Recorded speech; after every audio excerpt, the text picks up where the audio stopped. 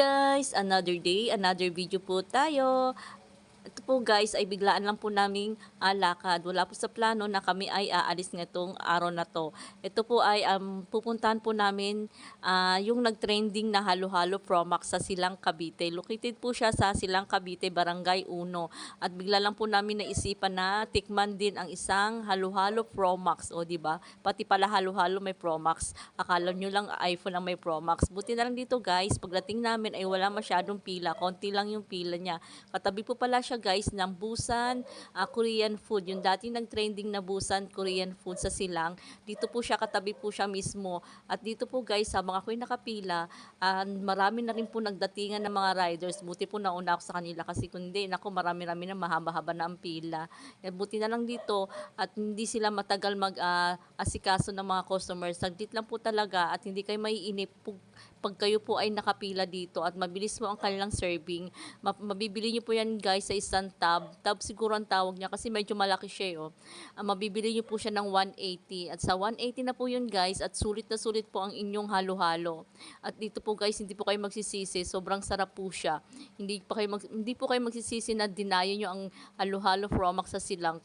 Sa halagang 180, marami na po siyang sahog, ay may saging, may sago, at yan may ano po siya, nata de coco, may ube, yung ube po nila guys masarap, lalo na po yung leche plan, tapos meron po siyang makapuno, lalo na yung gatas nila, hindi po siya matabang, sakto lang po ang lasa niya, sakto sa gatas, sa tamis, sakto po talaga lahat, hindi po kayo magsisisi na matitikman yung halo-halo Promax sa Silang Cavite.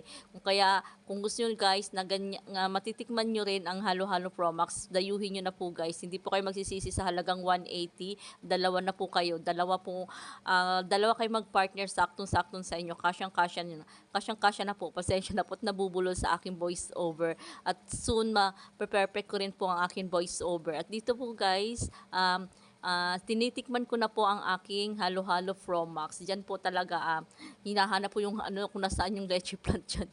Talagang gusto ko matikman yung leche plant nila. Tapos yan, nung tinikman ko na po guys, talagang as in, ang sarap ng leche plant nila. Talagang hindi ako makapag-react kasi yung ipin ko na tamaan ng yelo. Sabi ko, yan yung makapuno naman po yan. Masarap din po yung makapuno nila. Sakto lang yung tamis. Tapos yung ubi nila, as in ubi po talaga. Hindi po kayo magsisisi na dinayo nyo yung halo-halo Promax sa Silang. Sa halagang 180, sulit na sulit po talaga mabubusog kayo. Yun nga lang, talagang hindi mo kayang ubusin. Kailangan may kasama ka.